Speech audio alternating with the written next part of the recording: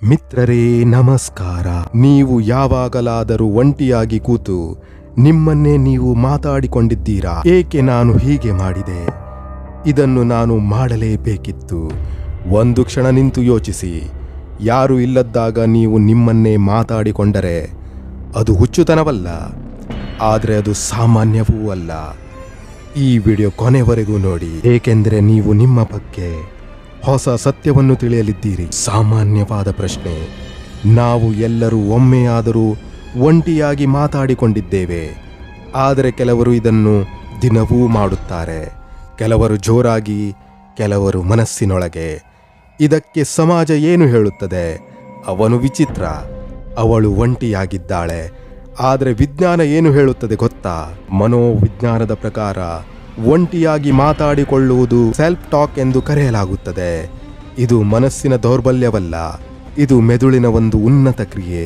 ಎಲ್ಲ ಜನರು self talk ಮಾಡೋದಿಲ್ಲ.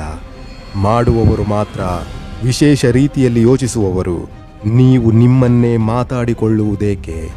ಕಾರಣ ಒಂದೇ ಅಲ್ಲ. ಕೆಲವರು ಒತ್ತಡದಲ್ಲಿ, ನಿರ್ಧಾರ ತೆಗೆದುಕೊಳ್ಳುವಾಗ, ದುಃಖದಲ್ಲಿದ್ದಾಗ ಅಥವಾ ತುಂಬ ಸಂತೋಷದಲ್ಲಿದ್ದಾಗ ತಮ್ಮನ್ನೇ ತಾವೇ ಮಾತಾಡಿಕೊಳ್ಳುತ್ತಾರೆ.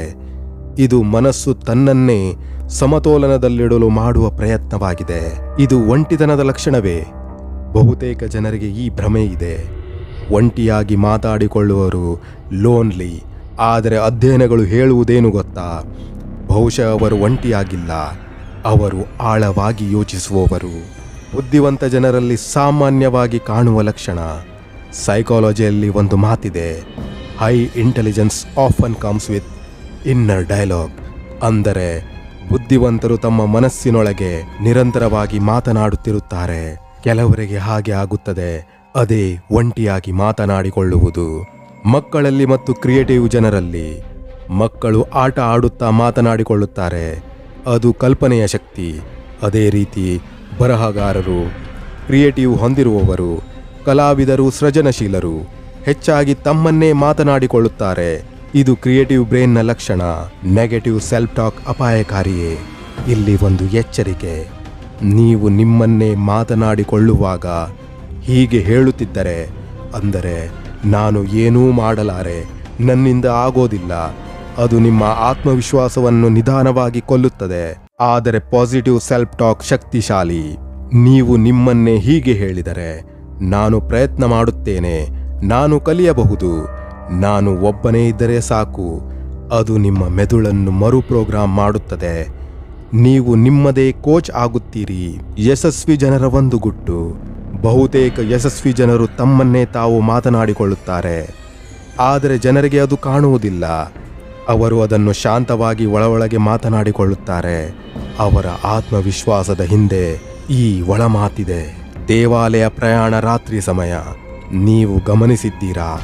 ದೇವಾಲಯದಲ್ಲಿ ಒಂಟಿ ಪ್ರಯಾಣದಲ್ಲಿ ರಾತ್ರಿ ಮಲಗುವ ಮುನ್ನ ಸೆಲ್ಫ್ ಟಾಕ್ ಹೆಚ್ಚು ಆಗುತ್ತದೆ. ಆ ಸಮಯದಲ್ಲಿ ಮನಸ್ಸು ಸತ್ಯವಾಗಿರುತ್ತದೆ. ನೀವು ನಿಮ್ಮನ್ನು ತಪ್ಪಿಸಲು ಸಾಧ್ಯವಿಲ್ಲ. ಇದು ಆತ್ಮ ಸಂಬಂಧಿತ ವಿಷಯವೇ. ಕೆಲವರು ಹೇಳುತ್ತಾರೆ, ನಾನು ನನ್ನ ಆತ್ಮದ ಜೊತೆ ಮಾತನಾಡುತ್ತೇನೆ. ವಿಜ್ಞಾನ ಏನು ಹೇಳುತ್ತದೆ? ಅದು ನಿಮ್ಮ ಇನ್ನರ್ ಸೆಲ್ಫ್. ನೀವು ಹೊರಗಿನ ಜಗತ್ತಿಗೆ ತೋರಿಸದ ನಿಜವಾದ ನೀವು ಈ 5 ಲಕ್ಷಣಗಳಲ್ಲಿ ಯಾವುದಾದರೂ ಹೊಂದಿದ್ದೀರಾ? ಒಂಟಿಯಾಗಿ ಮಾತನಾಡುತ್ತೀರಾ? ಹೆಚ್ಚು ಯೋಚಿಸುತ್ತೀರಾ? ಆಳವಾದ ಪ್ರಶ್ನೆಗಳು ಇಷ್ಟವೇ? ಮೌನದಲ್ಲಿ ಶಕ್ತಿ ಅನುಭವಿಸುವುದು? ಹೌದಾದರೆ ನೀವು ಸಾಮಾನ್ಯವಾದ ವ್ಯಕ್ತಿಯೇ ಅಲ್ಲ. ಸಮಾಜ ಏನು ಹೇಳಿದರೂ ಪರವಾಗಿಲ್ಲ. ಸಮಾಜಕ್ಕೆ ಶಬ್ದ ಇಷ್ಟ, ಆದರೆ ಬದಲಾವಣೆ ಮಾಡುವವರು ಮೌನದಲ್ಲೇ ಹುಟ್ಟುತ್ತಾರೆ. ನೀವು ನಿಮ್ಮನ್ನೇ ಮಾತನಾಡಿಕೊಳ್ಳುತ್ತಿದ್ದೀರಾ, ಅದು ನಿಮ್ಮ ಶಕ್ತಿ. ಅದರ ಬಗ್ಗೆ ನೀವು ಚಿಂತೆ ಮಾಡಿಕೊಳ್ಳಬೇಡಿ. ಮುಂದಿನ ಬಾರಿ ನೀವು ಒಂಟಿಯಾಗಿ ಮಾತನಾಡಿಕೊಳ್ಳುವಾಗ ಒಂದು ಕ್ಷಣ ನಗಿರಿ. ಅದು ಅಸಾಮಾನ್ಯತೆ ಅಲ್ಲ, ಅದು ಸೋಲೂ ಅಲ್ಲ, ಅದು ವಿಚಿತ್ರತನಲ್ಲ, ಅದು ದುರ್ಬಲತೆಯೂ ಅಲ್ಲ. ನೀವು ನಿಮ್ಮನ್ನೇ ಅರ್ಥ ಮಾಡಿಕೊಳ್ಳಲು ಪ್ರಯತ್ನಿಸುತ್ತಿರುವ ವ್ಯಕ್ತಿ. ಈ ವಿಡಿಯೋ ನಿಮಗೆ ನಿಮ್ಮನ್ನೇ ಅರ್ಥ ಮಾಡಿಕೊಳ್ಳಲು ಸಹಾಯ ಮಾಡಿದ್ದರೆ ಖಂಡಿತವಾಗಿಯೂ ಲೈಕ್ ಕೊಟ್ಟು ಸಹಕರಿಸಿ. ಹೀಗೆ ಬೇರೆ ಬೇರೆ ರೀತಿಯ ವಿಡಿಯೋಗಳಿಗಾಗಿ ಲೋಕ್ ಡೈರೀಸ್ ಚಾನೆಲನ್ನು ಸಬ್ಸ್ಕ್ರೈಬ್ ಮಾಡಿಕೊಳ್ಳಿ. ಮುಂದಿನ ವಿಡಿಯೋದಲ್ಲಿ ಮತ್ತೆ ಭೇಟಿಯಾಗುತ್ತೇನೆ. ಅಲ್ಲಿಯವರೆಗೆ ಧನ್ಯವಾದಗಳು ತಮಗೆಲ್ಲರಿಗೂ.